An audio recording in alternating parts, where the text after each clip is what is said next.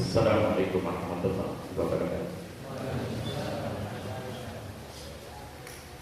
Inna hamdalillahi nahmaduhu wa nasta'inuhu wa nastaghfiruh wa na'udzu billahi min shururi anfusina wa min sayyi'ati a'malina. May yahdihillahu fa huwal muhtadi wa may yudlil falan tajida lahu waliyyan mursyida. Asyhadu an la ilaha illallah wahdahu la syarika lahu wa asyhadu anna Muhammadan abduhu wa rasuluh alladzi la rasula wa la nabiyya ba'dahu. Allahumma shalli wa sallim wa barik ala Muhammadin wa ala alihi wa ashabihi wa man tabi'ahum bi ihsan ila yaumil din. Apa kabar? Kepada ibadah usikum wa ya bismillah.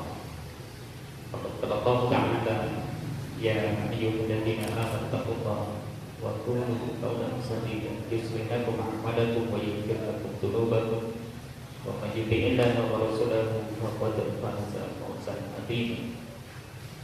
Wa qala Rasulullah sallallahu alaihi wasallam man sarwa yakunna rahmatan yadkhilna wa man sarwa yakunna wa nas falyatawakkal 'ala Allah. Terima kasih subhanallah.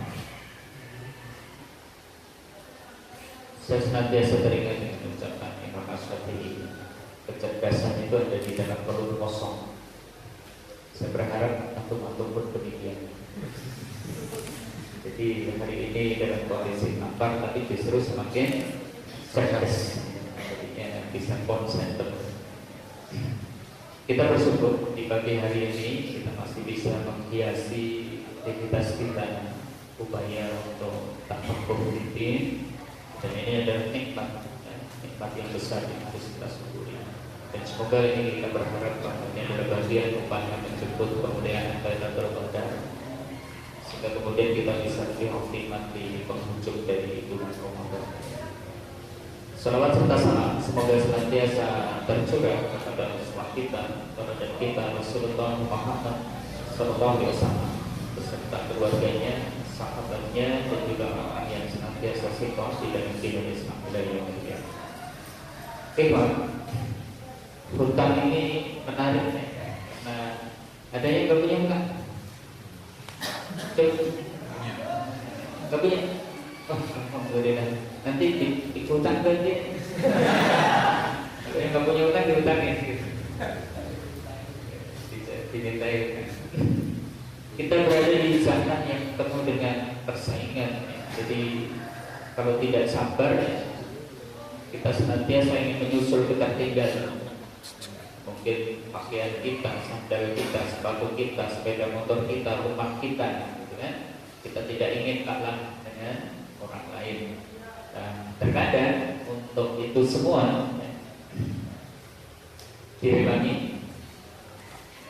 Untuk bisa mengikuti persaingan direwangi hutang-hutang. Karena faktanya memang kita di suatu zaman di mana kayaknya kok kesederhanaan tidak dihargai. Bagi sebagian orang mungkin merasa demikian. Kayaknya tidak ada lagi orang yang menghargai kesederhanaan. Jadi kadang serba salah. Ustadz sederhana jadi dianggap kumuh. Tapi begitu agak keren sedikit, dianggap berlebihan. Sementara secara umum pun demikian.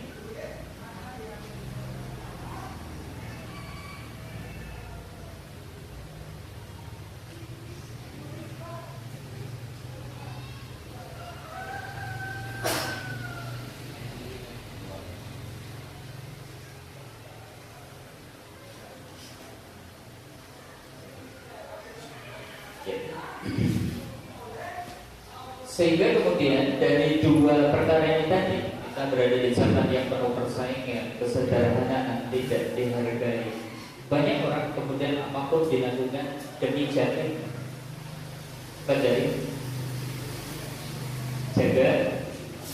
image supaya tampilan tetap keren, ya, dipandang orang, ya, memiliki strata sosial tinggi dan sebagainya.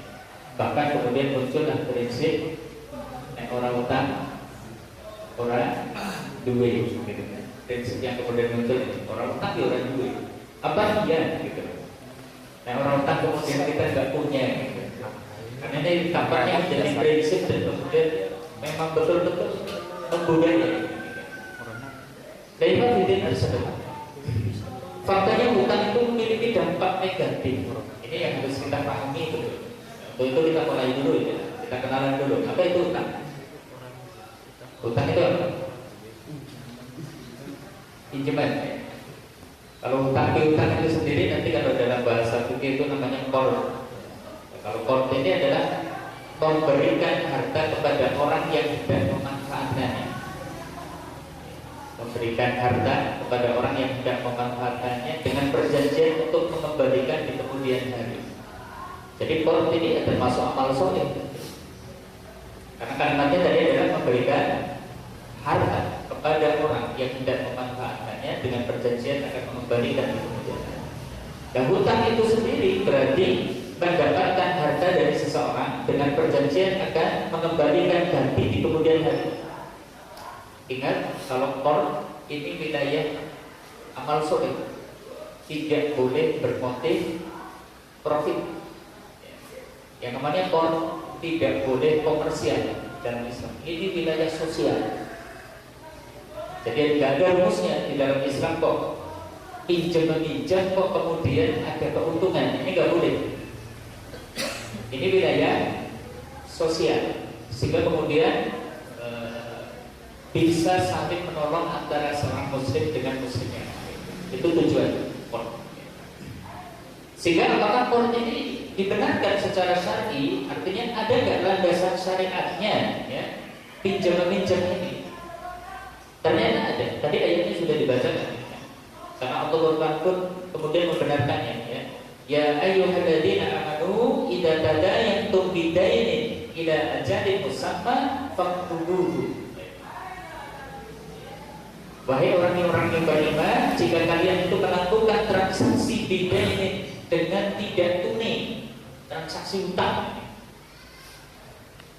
Ternyata ayat ini bukan sebuah larangan, tapi justru perintahnya adalah konsekuensi yang harus diikuti dari sebuah transaksi utang-utang adalah ya, ila jari musamma untuk jangka waktu tertentu faktubuhu. Allah Ta'ala memerintahkan untuk mencatat. Berarti transaksi utang-utang itu adalah sah, boleh secara syar'i itu boleh. Karena ini ayatnya bukan berarti larangan di dalamnya, tapi justru malah jika kalian melakukan transaksi yang tidak tunai untuk jangka waktu tertentu, catat. Berarti ini boleh hutang. Dan faktanya Nabi SAW pun berhutang ya. Sebagaimana diceritakan oleh sahabat Jabir bin Abdullah ya. Ataitu Nabi sallallahu alaihi wasallam wa huwa fil masjid. Saya mendatangi Nabi sallallahu alaihi wasallam pada waktu itu beliau berada di masjid. Ya. Wa kana li alaihi daynun, dan bahwasanya beliau punya hutang kepadaku, kata Jabir bin Abdullah, faqadani wa zadani. Beliau membayarkannya, beliau memberikan tambahan. Berarti ada pelajaran yang bisa kita petik dari hadis ini. Sahih riwayat Bukhari. Satu, Nabi saja punya hutang. Tapi jangan keliru ngambil kesimpulan, oh berarti ini sunnah ya. Kalau nggak hutang malah bid'ah ya. Saya ngikutin Nabi kok, yang hutang beliau aja punya hutang. Bukan. Dan benarnya beliau ini Jabir bin Abdullah itu datangi Nabi di masjid. Jadi boleh ini nagih hutang di masjid itu boleh. Jadi kalau antum terkena hutang kok umpetan di masjid dikira kemudian wah ini nggak boleh nagih hutang di masjid. Boleh ini nagih hutang di masjid. Kayak sahabat siapa? Yang kemudian muncul hadis doa supaya terbebas hutang. Ada yang sahabat yang dia itu terkena hutang kemudian tahu-tahu jam-jam duha itu di masjid, beliau kaget doa, kenapa kau di masjid? Ya Rasulullah, saya pusing nih terkena hutang. Mungkin dia di rumah kan ditagih gitu kan, ngumpet di masjid. Ternyata di masjid itu boleh nagih hutang. Dan ternyata beliau ini makanya kemudian disebutkan faqadani wa zadani. Beliau itu Jabir bin Abdullah menceritakan dia membayar hutangnya kepadaku, bahkan memberikan tambahan. Dan Ini nanti kita bahas nih. Kok ada tambahan katanya kullu qardin jarra fahuwa riba. Setiap hutang yang di sana itu melahirkan, menumbuhkan manfaat atau keuntungan itu riba. Ini kok menambah ya? Nanti kita bahas. Ini, jadi yang jelas Quran membenarkan transaksi hutang, Nabi sendiri juga berhutang. Jadi aku punya bukti yang kuat kalau hari ini hutangnya banyak. Kayak gitu ya. Dan sekarang apa ini hikmah disyariatkannya korban ini? Apa sih kok Islam kok membenarkannya? Satu, ini solusi. Makanya tadi itu kan bagian dari rezeki. Iya, ini kan ini solusi bagi orang yang tengah kesulitan. Faktanya hidup tidak selamanya lapang. Faktanya hidup itu rezeki itu tidak selamanya dimudahkan oleh Allah. Kadang kita menghadapi susah luar biasa, sekedar mungkin mau ribet saja ternyata kendil jomplang. Dan saat itu boleh secara syar'i boleh, silakan cari pinjaman boleh. Jadi ini solusi. Makanya kan ini ya, waman faroja muslimin, dikaitkan dengan ini kita dimotivasi. Man faroja muslimin, siapa yang memudahkan, melapangkan, memberi jalan keluar bagi seorang muslim, kurbatan di antara kesulitannya, farojallahu anhu kurbatan min kurobi yaumil qiyamah. Allah akan mudahkan satu kesulitan yang besok pada hari kiamat. Motifnya ini mesti. Jadi orang ngasih pinjaman motifnya ini. Gak seperti yang sekarang nampak di pinggir-pinggir jalan. Butuh dana cepat. Apian bang, kalau baca kayak gitu kan rasanya. Ini pokok apian teman gitu kan. Butuh dana cepat 30 menit cair. Pikiran kita gimana? Wah, orang ini soleh betul sampai dana jadi tawar-tawarin gitu kan. Taunya gimana? Nyekeng leher kan kayak gitu. Jadi bukan, pastinya di sini.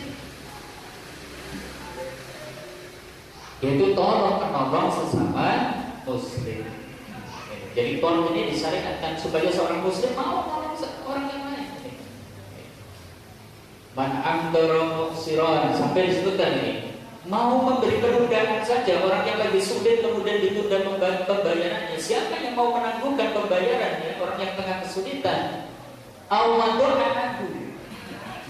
Atau syukur mau membebaskannya, gitu kan? Allah telah akan menaungi di bawah naungannya besok pada hari kiamat.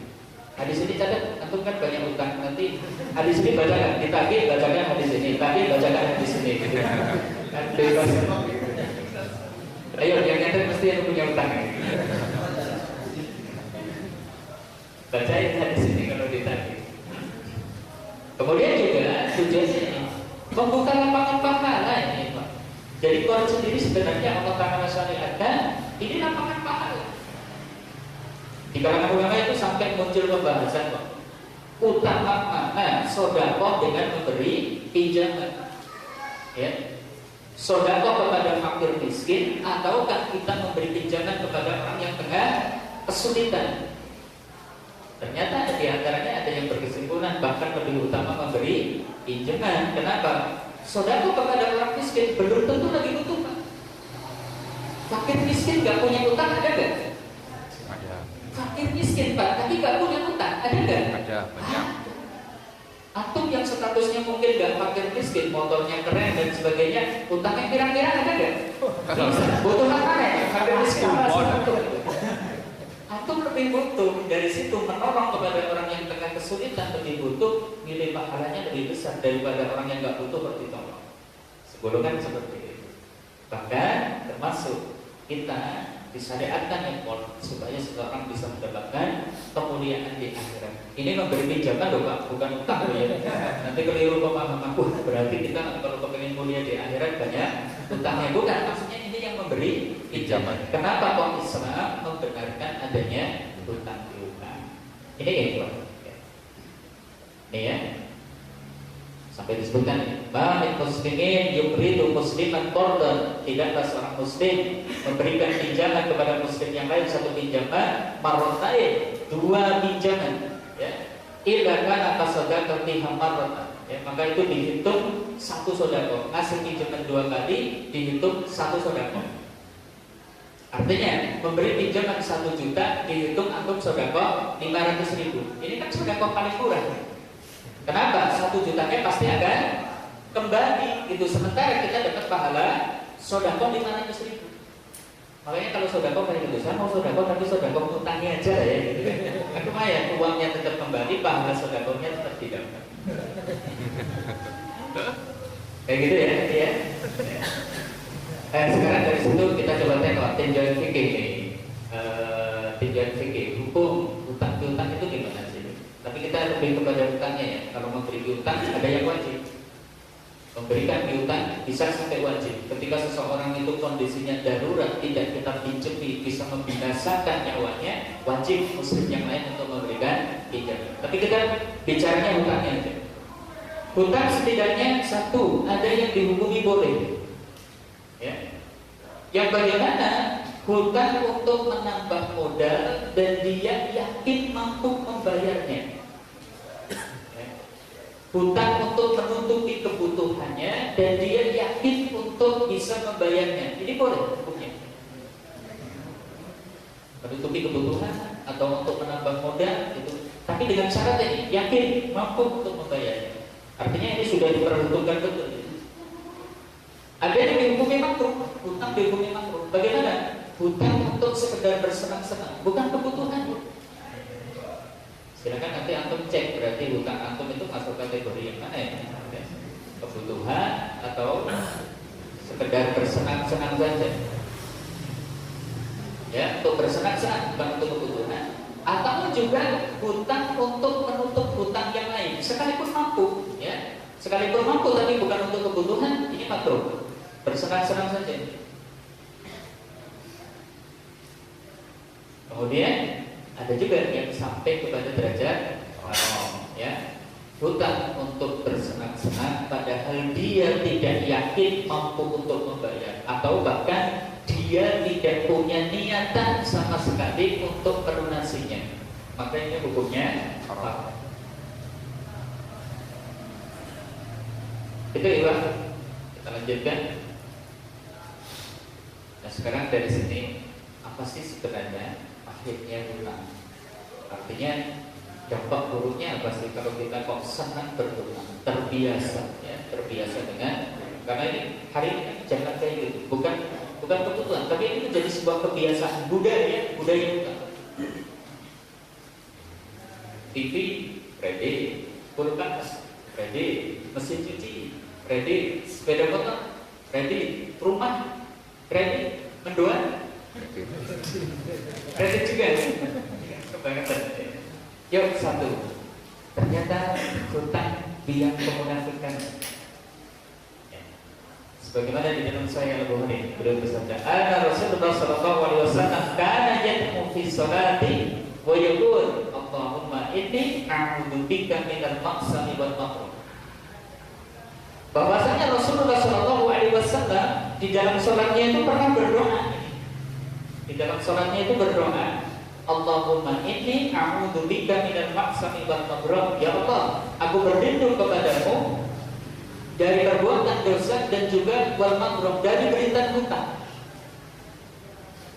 Maka kemudian dikatakan kepadanya, kepada beliau nih, qail di antara sahabat ada yang bertanya, "Ma aksaru ma tasta'idu ya Rasulullah minal makruh?" Ya Rasulullah, kenapa Anda kok sedemikian sering berlindung kepada Allah dari beritan hutang? Kok koyone kok wedi tenan dengan hutang, kok kayaknya takut sekali. Nah ini hadis ini yang nanti mengimbangi hadis tadi, bahwa beliau itu punya hutang dengan Jabir bin Abdullah, tapi beliau sebenarnya takut hutang. Kalau kita kan hutangnya pakai tretek, koyone orang duwe wedi, kayak gitu kan. Mestinya kita punya rasa takut. Ini Allahumma inni a'udzubika minal maqsami wal makruh. Kenapa beliau kok banyak berdoa dengan doa ini? Nah, kemudian beliau bersabda, "Inna rajula idza warima hadasa faqadaba wa wa'ada fa'akhlafa." Karena sesungguhnya orang, kenapa beliau takut hutang ya?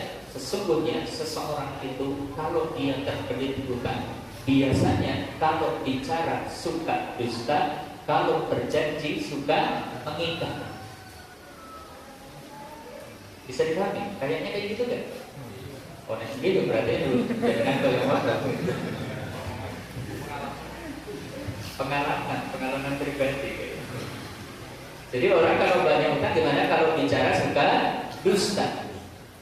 Ya karena untuk mencari argumen kan, misalnya dia melakukan penundaan utangnya, dia mencari argumen, apapun kemudian disampaikan. Habis dusta biasanya bagaimana? Janji. Alah, jenengan ini jangan tekan mau esok, misalnya duit. Salah jenengan kawanan. Tolong ya kesini lagi ya tanggal 5 ya. Janji ya, janji. Tadi sudah ngomongin dusta, pakai janji lagi. Janji tanggal 5. Tanggal 5 didatangin pagi-pagi. Mas, jenengan kebasi terkoyo dan bangso ya urung payu gitu kan. Bareng datangnya sore, Mas, ketelatan Mas. Bok kawin mau dan ini yang duitnya kumpul. Nah itu kan. Kalau bicara dusta, kalau janji pengikat. Ini orang kebiasaan utang. Dan ini semua bicara dusta, janji mengingkari adalah tanda kemunafikan. Untuk kita, ya. Umar bin Khattab aja takut sekali kok kalau di dalam dirinya ada salah satu tanda di antara tanda munafik, takut sekali. Sehingga kemudian tanya kepada Hudzaifah, wahai Hudzaifah, kamu lihat gak di dalam diri saya ada tanda-tanda kemunafikan? Kita pun takut, mestinya begitu. Kita jauh. Ini pahitnya hutang yang pertama. Ya.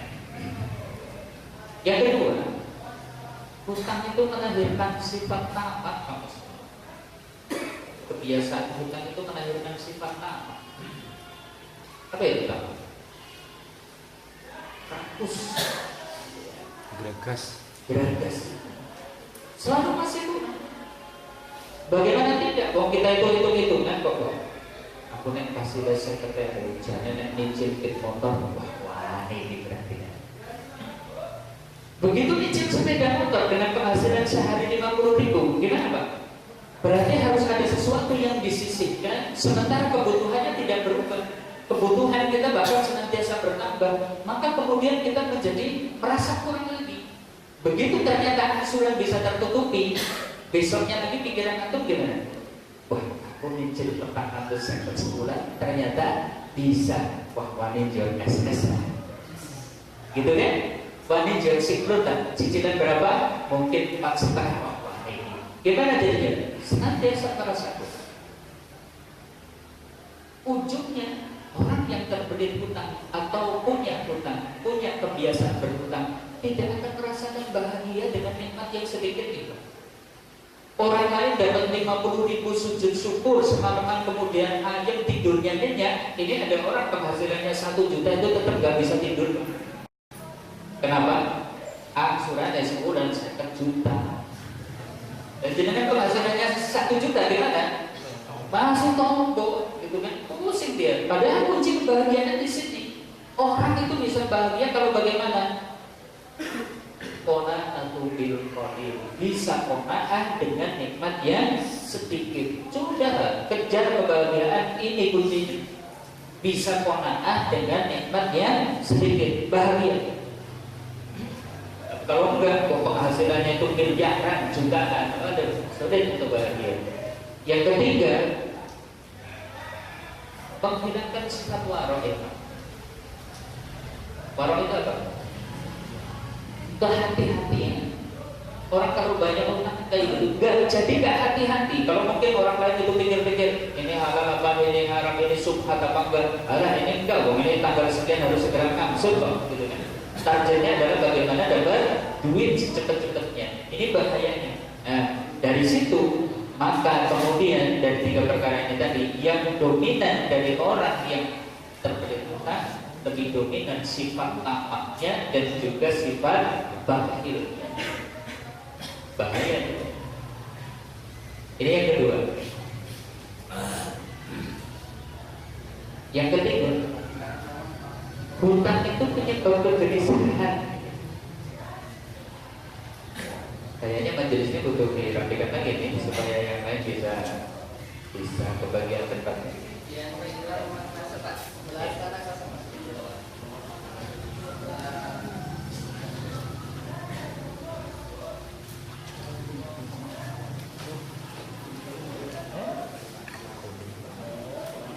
Dan kayaknya ini kipas memang butuh dihidupkan karena bicara hutang antum saya yakin jadi kurang. Ya. Bukan masalah cuacanya yang panas, bukan, tapi antum jadi gerah ini kalau bicaranya hutang disebut pahit. Masalahnya. Ini beliau pernah bersabda, jangan kalian timpakan rasa takut ke dalam diri kalian setelah kalian tenang. Beliau pernah bersabda seperti itu. Jangan timpakan rasa takut ke dalam diri kalian setelah kalian tenang. Para sahabat bingung, apa yang dimaksud itu ya Rasulullah? Bagaimana bisa terjadi ya Rasulullah? Bidain, yaitu gara-gara hutang. Kadang orang sebenarnya sudah punya usaha, Pak, usahanya jalan. Dengan modal 10 juta dia bisa dapat penghasilan sehari 100.000. Oh, sudah ayam karena kebutuhannya ternyata di bawah itu tenang. Tiba-tiba ada pihak bank datang. Gimana usahanya dengan?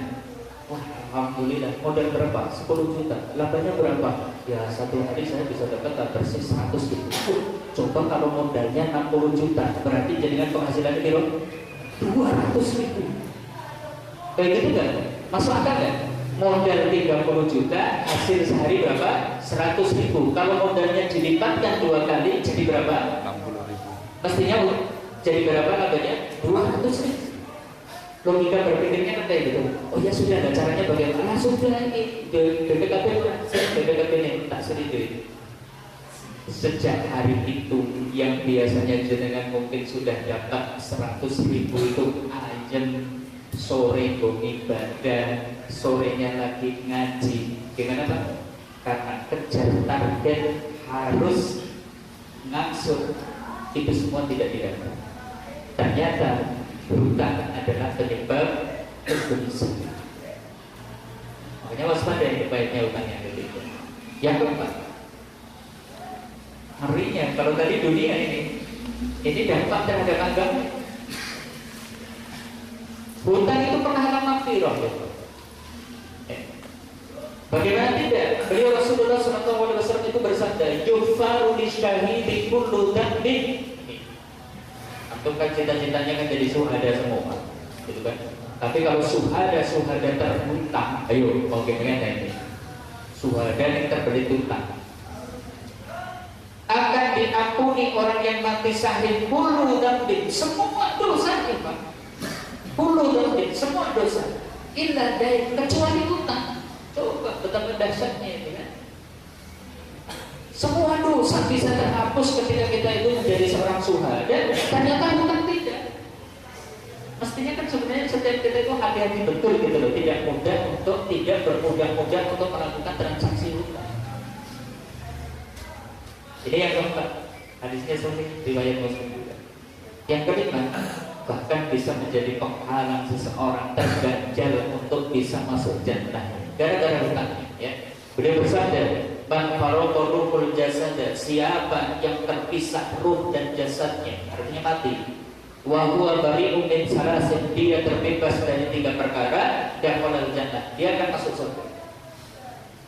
Kalau dibalik, siapa yang mati tapi tidak terbebas dari 3 perkara, berarti dia terganjal untuk bisa masuk jannah. 3 perkara itu apa? 1 minal kibri, karena kesombongan, wal hulul, karena korupsi, wal dain, yang ketiga adalah gara-gara hutang, karena mati masih memiliki tanggungan hutang. Padahal kematian datangnya Tiba-tiba. gimana? Tidak bisa. Dari situ nanti pulang jangan harus inventarisir daftar hutang antum, sampaikan ke istri. Gitu, hutangnya aku sampaikan gitu kan. Jadi nanti kalau antum besok pagi meninggal, istri tahu antum hutangnya ini. Karena kematian kita tidak pernah kita ketahui datangnya, dan mati meninggalkan hutang padahal kita sebenarnya mampu untuk membayarnya. Ini menyebabkan kita terganjal untuk masuk jannah.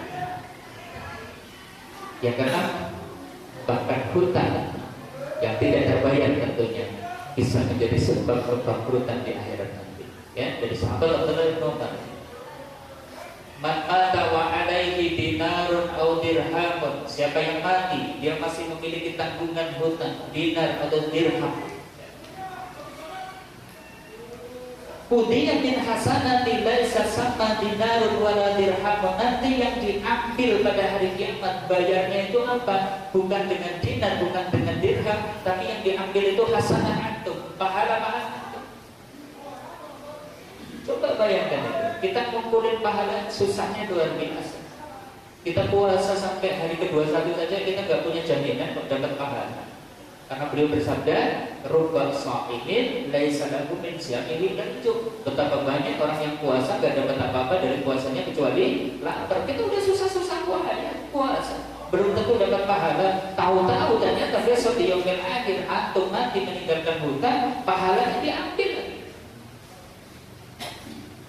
Ini yang menjadi sebab al-muflis.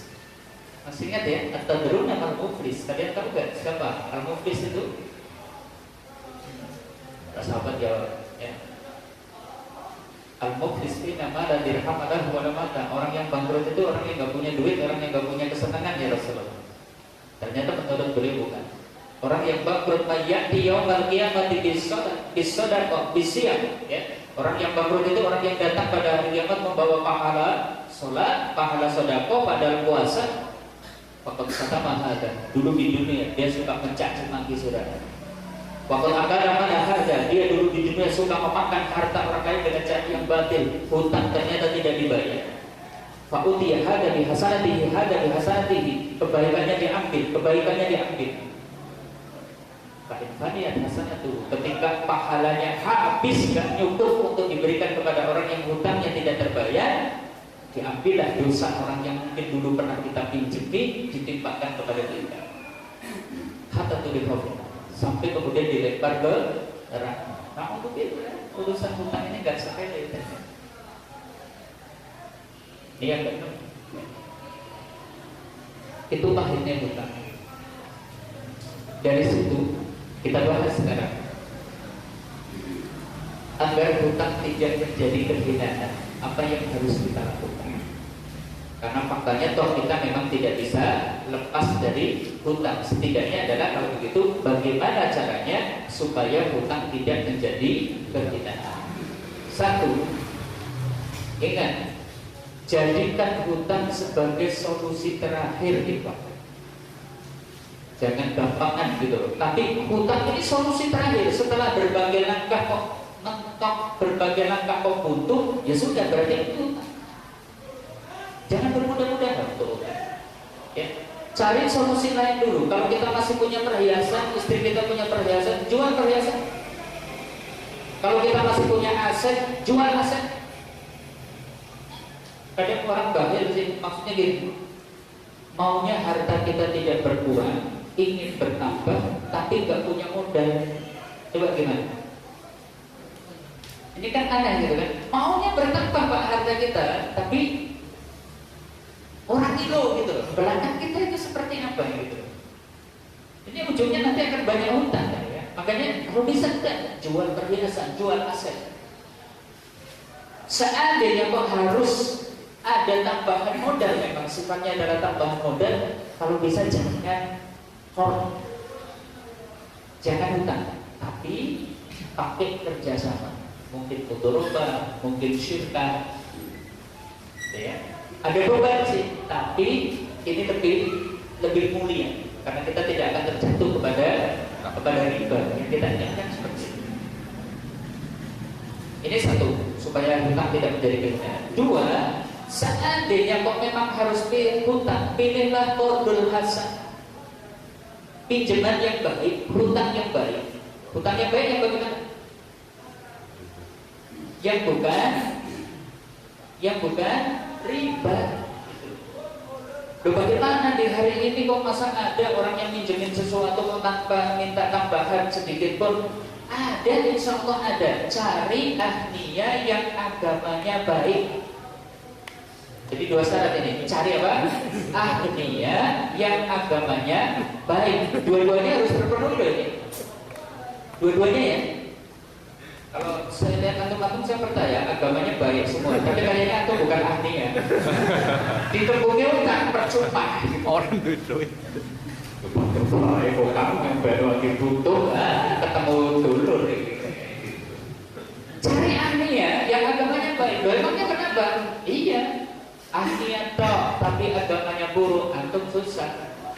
dipinjemin loh ini, butuh berapa? 5 juta. Iya, tak kasih 5 juta. Belum sampai rumah kan, udah di SMS. Jangan lupa dong, segera dikembalikan. Mana? Burung bingo, mesti ditagih, Pak. Kita butuh ini, ya, ahliya yang agamanya baik. Agamanya baik, tapi bukan ahliya. Ya sudah, percuma juga, nggak bisa ngasih pinjaman. Sampai ketemu orang kayak gini, mungkin nggak? Ada nggak? Ada nggak? Yang optimis ada, cuma.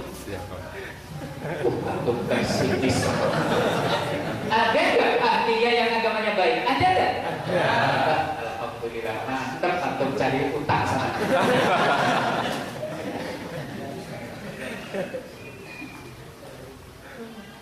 Ingat ya, yang bukan riba, ingat, pinjaman dengan tambahan bunga sedikit pun itu masuk kategori riba.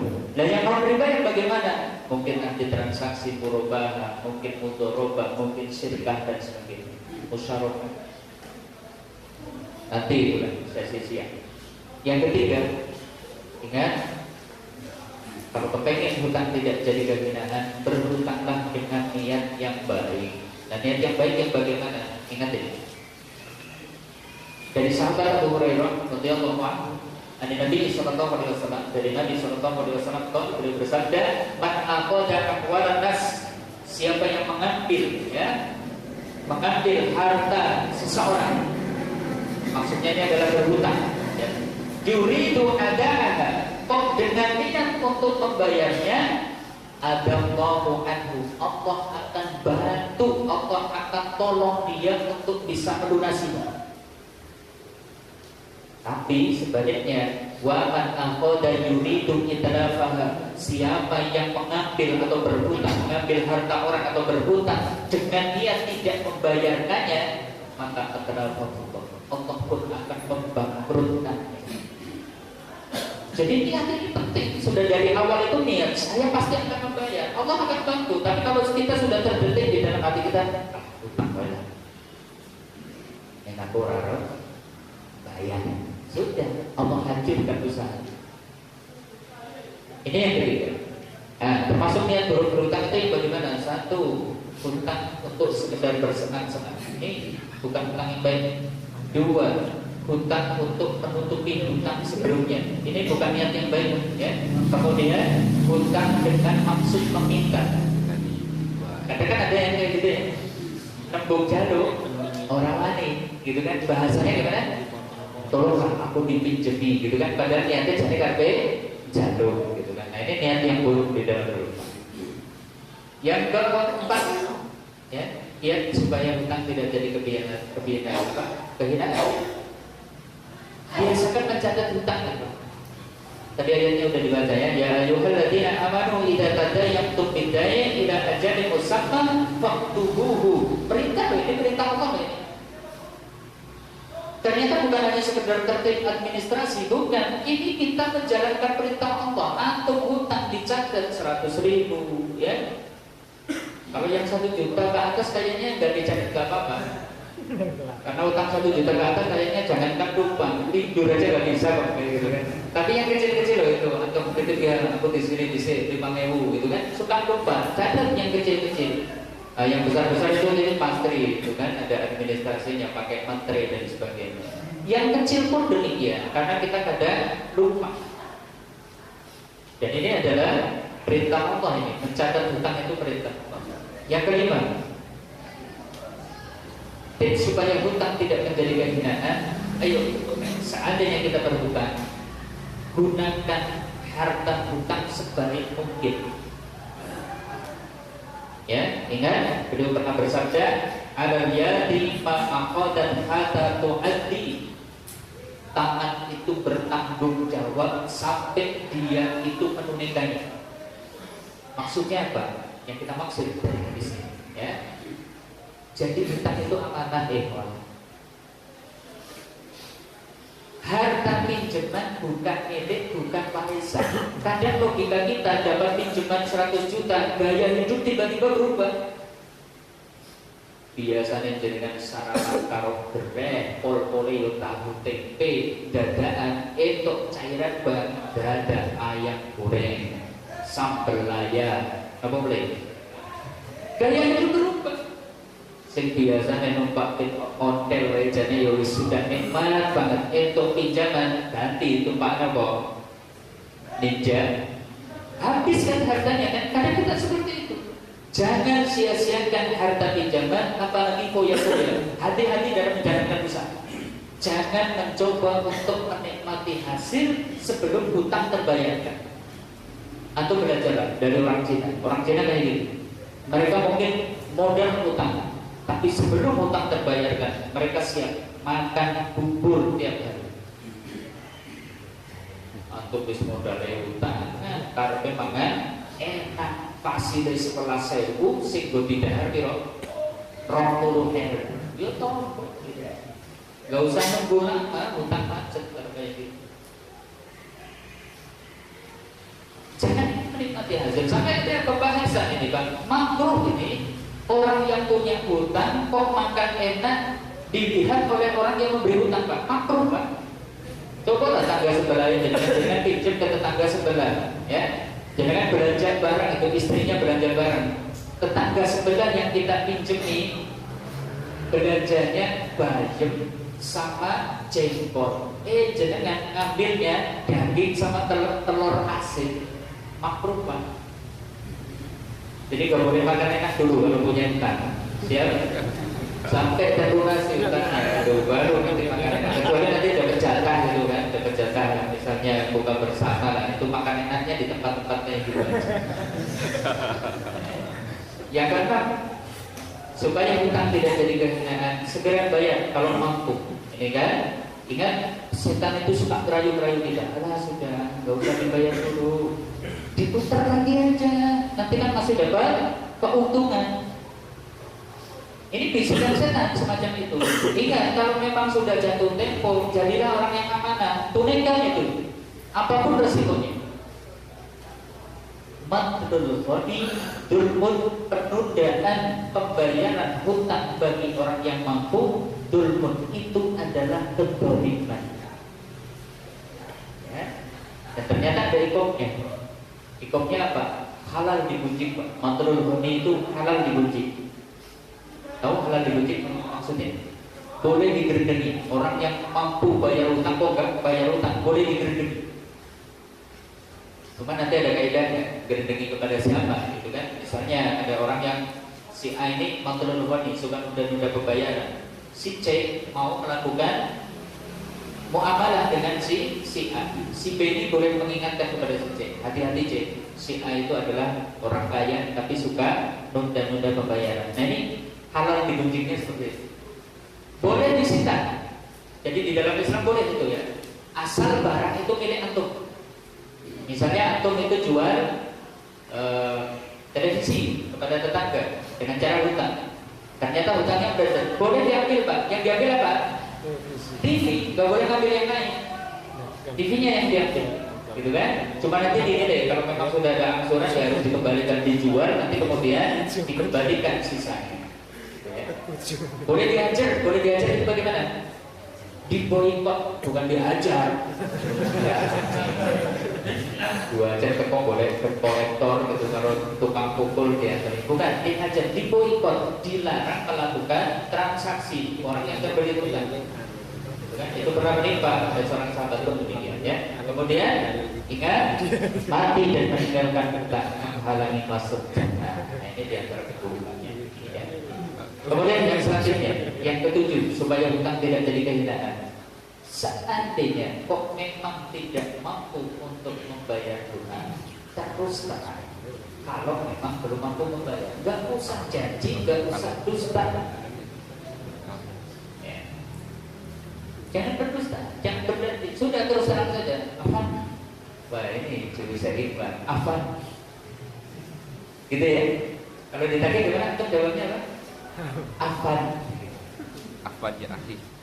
Afan ya akhi.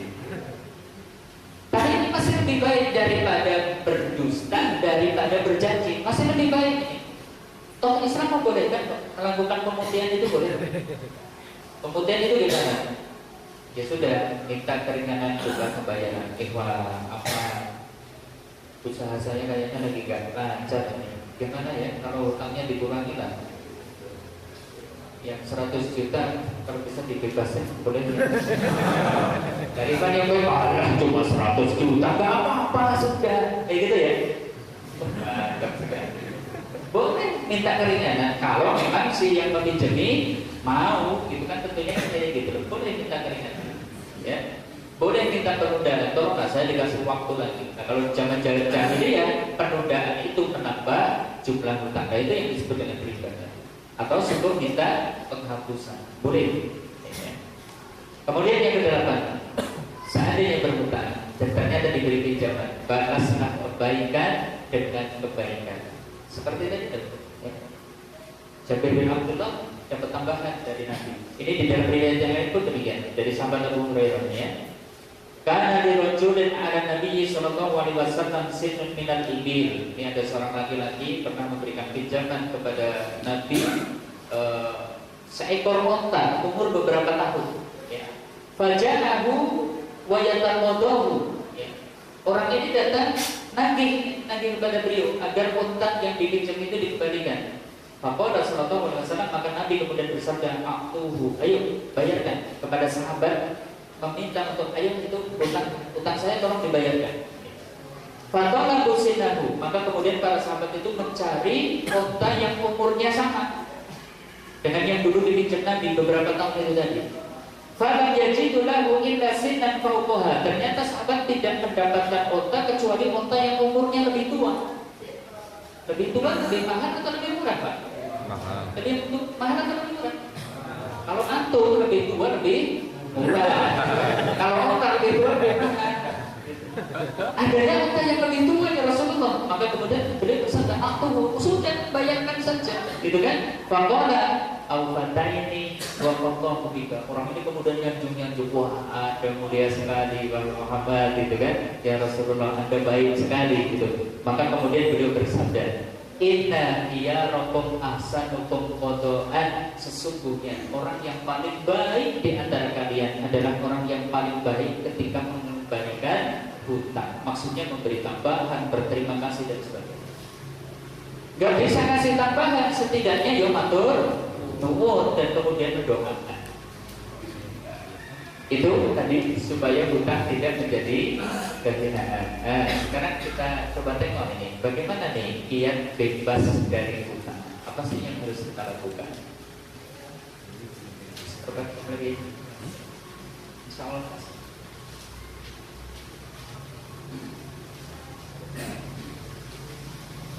Betul kan? Betul. Oh, ini betul banget. Konsentrasinya kayaknya agak penuh ini. Saya lihat gak ada yang ngantuk ya. Ketahuan kalau banyak utangnya. Kalau yang nggak punya utang santai Pak, ditinggal itu aja nggak penting. Dia ngomong nggak penting.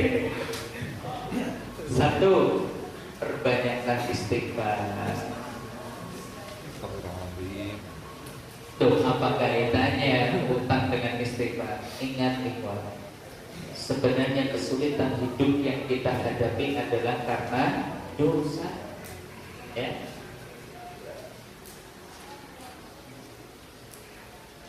Kalau di dalam satu hadis di sana juga disebutkan ya, tidaklah seseorang itu mengalami kesedihan, kesusahan, sempitnya rezeki itu adalah indah kecuali karena dosa. Wayang tuan kasih, padahal Allah sebenarnya memaafkan sebagian besar. Ya. Dan kesulitan hidup itu sebenarnya bisa dihapus dengan memperbanyak istighfar. Kelihatannya sepele ini, tapi coba tengok hadis yang diriwayatkan oleh Imam Ahmad ini. Malik tasaru minal istighfar. Siapa yang mau memperbanyak istighfar, ja'alallahu min kulli hammin farajan. Allah akan jadikan setiap kali dia sedih, Allah ganti dengan senang. Wa min kulli dhiqin makhrajan. Setiap kali dia menghadapi sempit, Allah akan beri jalan keluar. Wa yarzuqhu min haitsu la yahtasib. Dan Allah akan memberi rezeki dari arah yang tidak disangka-sangka. Istighfar. Makanya Ibnu Taimiyah pun mengatakan istighfar asal disertai kesungguhan, ketulusan itu bisa menjadi penghapus dosa dan dampak buruk dari dosa. Dosanya terhapus, dampak buruknya juga terhapus. Istighfar, perbanyak istighfar. Apalagi tadi kalau hutangnya hutang riba, wah ini nggak cukup istighfar, ini butuh taubatan nasuha. Apa taubatan nasuha? Apa? Satu, syarat tobat gimana? Satu, berhenti. Berarti sudah, jangan terlibat lagi transaksi riba. Dua, menyesal. Anadama taubat. Nadama menyesal itu adalah taubat. Ketiga, berazam untuk tidak mengulangi lagi. Ini baru namanya taubatan nasuha. Baru nanti akan dimudahkan. Ya, dampak buruk dari hutang tadi, hutang riba itu tadi, baru nanti Allah akan memberikan pertolongan. Kalau masih setengah-setengah tobatnya, kadang masih bertubi-tubi nanti. Sampai kita betul-betul taubatan nasuha. Ibaratnya itu mungkin ini tadi, makanya solusi kedua, ibaratnya aset habis tidak jadi masalah. Yang penting kita sudah terbebas dari berita riba. Tanpa itu nanti Nasrullah tidak akan turun. Kita akan mengira jualan aset, kadang ini yang berat ini, kadang ampun teman, masuk betul-betul sudah lah, saya tak coba cari yang lain dulu lah, solusi yang lain dulu. Apa artinya? Kalau kita nampak kaya tapi kekayaan kita kekayaan semu, ya. Cobalah kona'ah dengan apa yang kita miliki, tapi ini betul-betul milik, gitu kan? Kona'ah dengan harta yang betul-betul menjadi milik kita. Hutang kan seakan-akan itu bukan milik kita sebenarnya. Kemudian ingat, kesederhanaan hidup tidak mengurangi kemuliaan seseorang. Coba prinsip ini diterapkan. Hari ini kita mungkin nampak bersahaja, tapi kita itu ternyata bebas dari hutang, bebas dari riba. Subhanallah. Kenapa tidak jadi target? Yuk kita bikin target 1 hari tanpa hutang. Siap? Siap? Sehari coba saja mau latihan sedino itu sehari tanpa hutang, coba rasakan nikmatnya. Dan baru nanti hari kedua pertahankan, hari ketiga pertahankan. Kan kayak gitu. Gimana? Hutang yang kemarin masih. Oh, hutang yang kemarin. Yang ketiga, bertekad kuat untuk melunasi. Ini ya supaya bebas riba. Toh beliau bersabda ini, "Ma min muslimin yadan dainan ya'lamullahu minhu annahu yuridu ada'ahu illa ada'allahu anhu fid dunya." Tidaklah seorang muslim dia memiliki suatu hutang dan Allah mengetahui bahwa dia sungguh-sungguh ingin membayarnya, kecuali Allah akan memudahkan dia untuk melunasi hutangnya di dalam kehidupan dunia. Kesungguhan ingin melunasi hutang, Allah nanti akan menolong. Jadi butuh tekad.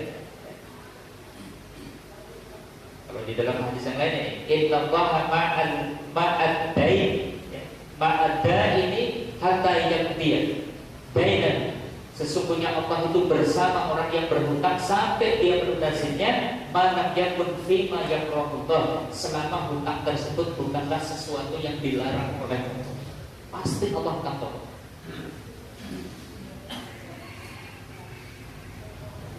Kemudian yang keempat, lebih giat bekerja dan berusaha.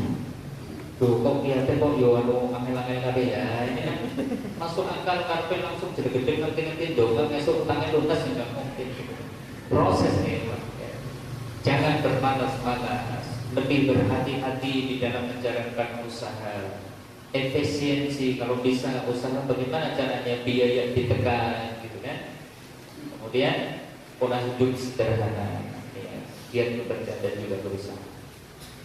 Nah, baru yang kelima, terbanyak juga ini kalau bahasa herbalis sinergikan dengan amal-amal yang lain selain istighfar tadi ya. Perbanyaklah sedekah, karena sedekah adalah kunci pembuka pintu rezeki. Jangan lupa upayakan sholat duha.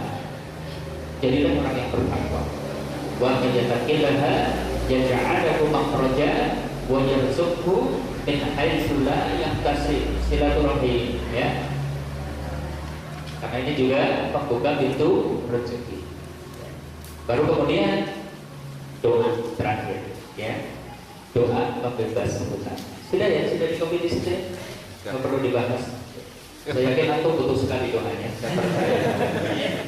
Semoga sudah ada di kritiknya sudah ada. Ini Evan pas jam 10 lebih 10 menit. Ya. Ini materi kita yang pertama. Saya kembalikan kepada moderator. Allah maaf bismillah. Saya semua kepada beliau yang telah mengurangkan secara detail terkait masalah hutang. Jadi nanti untuk para peserta yang punya hutang segera dilunasi ya. Apa mau ditambah? Dan hadirin yang dimuliakan Allah Subhanahu wa Ta'ala, sebelum saya buka sesi tanya jawab, biar pantatnya nggak tepos, silakan berdiri sejenak semuanya, silakan. Silakan.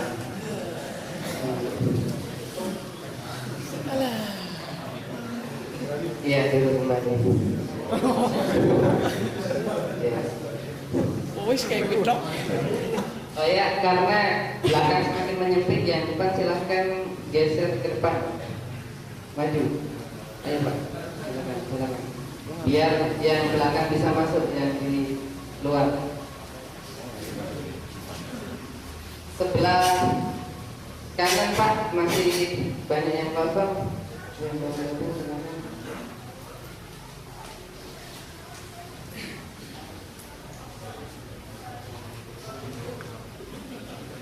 Untuk yang butuh cuci muka, berwudu silahkan. Untuk yang ngantuk berat, karena nanti ada sesi yang lebih serem lagi di sini. Detirnya juga. Sebelumnya untuk sesi tanya jawab, saya kasih kesempatan untuk dua penanya, silakan. Ya, nanti sebutkan nama sama asal Mas ya.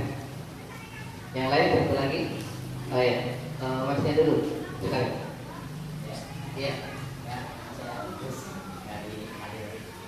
Agus dari Karel.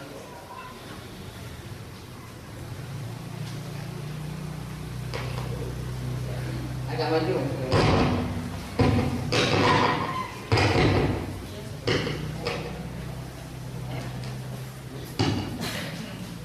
Saya Agus dari Karyowi sebelah utara ini. Mau tanya tentang misalkan berhutang dengan sesuatu yang istilahnya itu ya, yang ada nilainya itu bagaimana?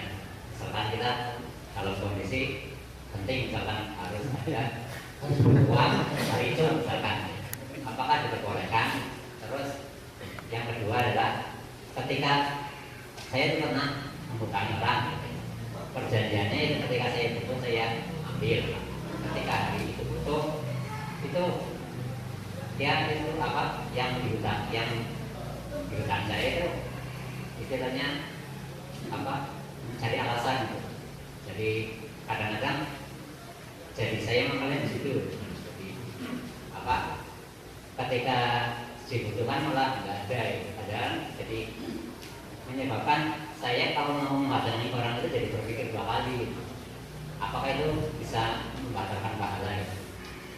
Seperti itu. Mas Agus, untuk berikutnya.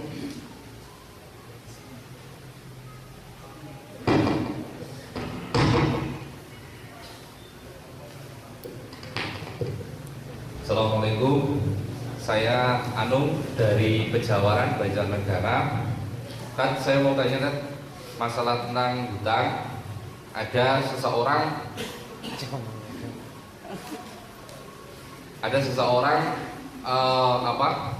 membeli sapi, posisinya uangnya nanti, dan itu berkali-kali sampai 3 kali, dan akhirnya orang tersebut posisinya kabur.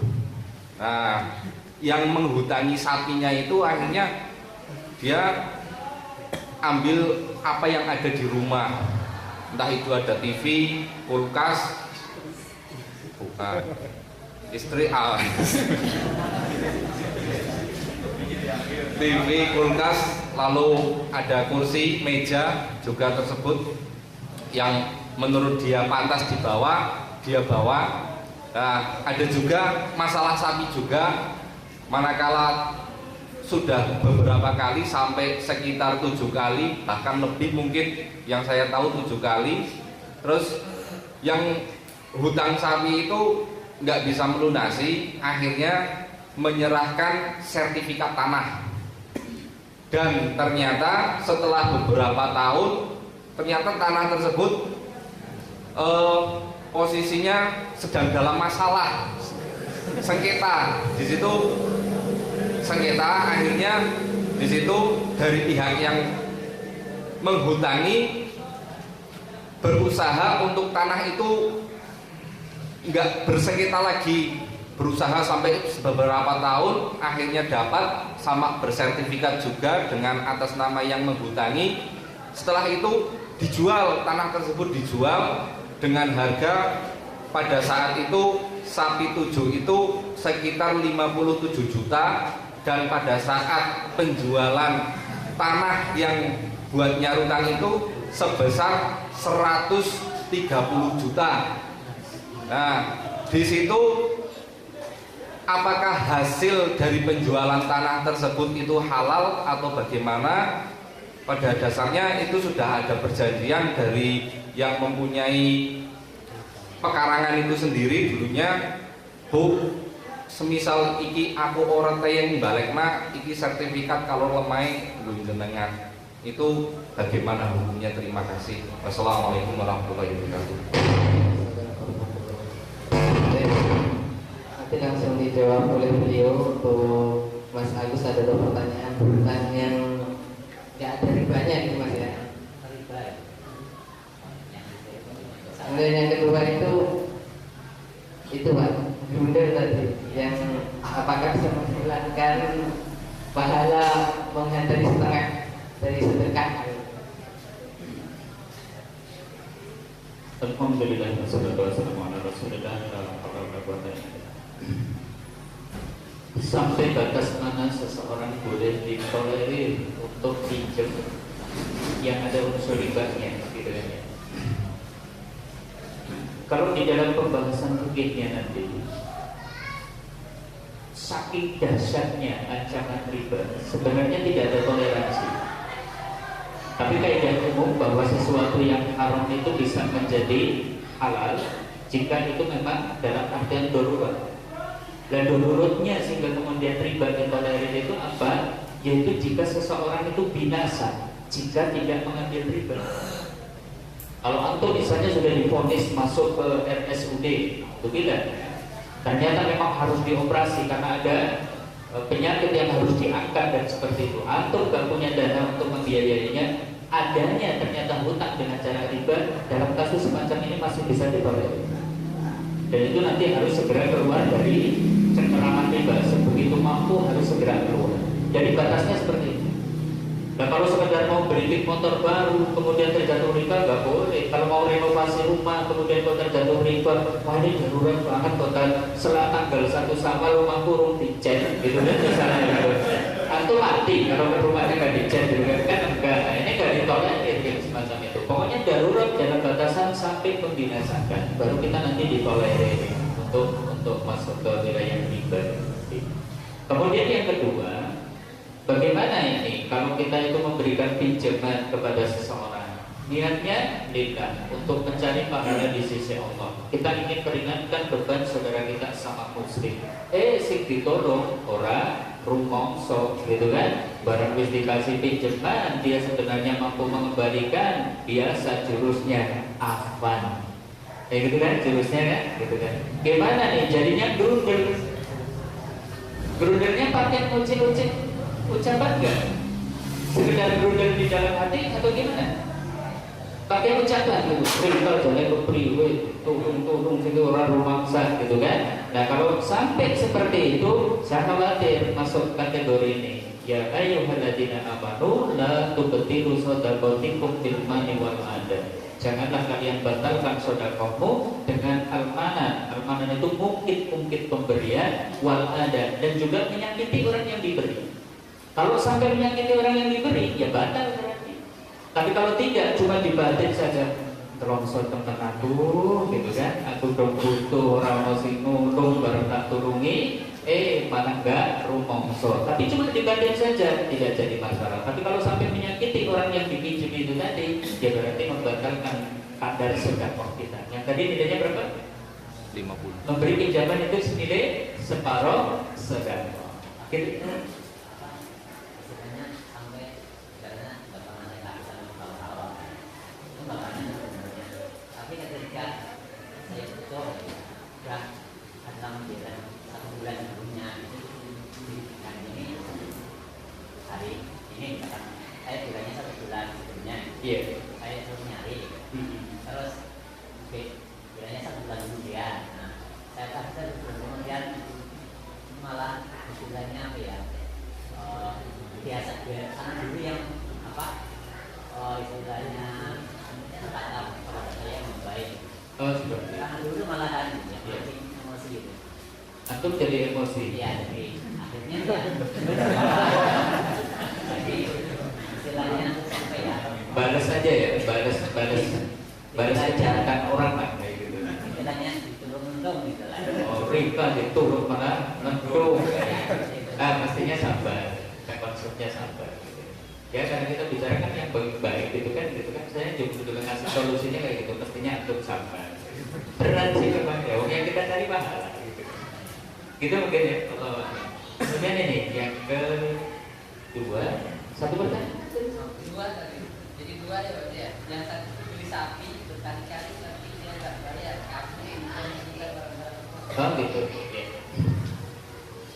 Dalam kasus Pak Ilin, ya memang si pembeli pedagang sapi ini ternyata jatuh bangkrut, nanti boleh harganya dilelang. Artinya memang secara syar'i ini boleh nanti harga seseorang itu kemudian dilelang sehingga kemudian siapa yang dulu terlibat di dalam meminjam dia akan mendapatkan bagian daripadanya. Tapi biasanya ini ada memang pihak penguasa yang melakukannya gitu. Kalau secara pribadi kemudian kita mensita, ya wallahu a'lam, saya belum tahu, nanti mungkin Ustaz ini yang LC sih ya, pastinya lebih nanti biar beliau menjelaskan. Nah itu wallahu a'lam ya, kalau kita mensita di kita sendiri datang kemudian apa-apa diangkutin kan kayak ngerampok gitu nanti. Wallahu a'lam. Kemudian yang kedua, dengan jaminan sertifikat. Jaminannya ini sebagai agunannya. Nah, kalau agunan dijual boleh, ini karena memang itu nanti masuk kategori barang yang menjadi jaminan, silakan dijual. Tapi nanti yang diambil itu adalah sekadar nominal hutangnya, nggak boleh lebih dari itu. Sisanya harus dikembalikan. Sekalipun tadi akadnya sudah, nanti kalau saya nggak bisa bayar, ini tanahnya boleh menjadi milik Anda. Akad ini batal, karena nanti berarti itu masuk kategori pinjaman yang membawa keuntungan dengan. Makanya silakan jaminannya dijual, tapi sisanya kembalikan kepada orang itu. Itu walaupun harga sapi misal hutang pada tahun 99. Yeah. Nah, itu sampai jualnya hiasan itu, tanah hiasan itu di tahun 2013. Itu gimana kan? Dari kalau tahun begitu jangan minta uang, mintanya sapi. Jadi kalau tadi bawahnya itu 7 ekor sapi, silakan kembalikan 7 ekor sapi saja dengan umur yang hampir sama. Tapi kalau tadi hitungannya, dulu nilai uang kalau 7 ekor sapi nilai uang berapa tadi atau bilang? 57 juta. Kemudian kok harus mengembalikan, dipuskan karena adanya inflasi, misalnya nilai uang turun, nggak boleh, ini riba. Kecuali tadi sapi dikembalikan sapi, tidak jadi masalah. Tapi kalau dinilai dengan uang, kemudian nanti wah ini sekarang harga sapi jatuhnya sekian, berarti hutang Anda menjadi sekian, nggak bisa. Gitu. Tetap kembali kepada nominalnya. Demikian mungkin kalau ada.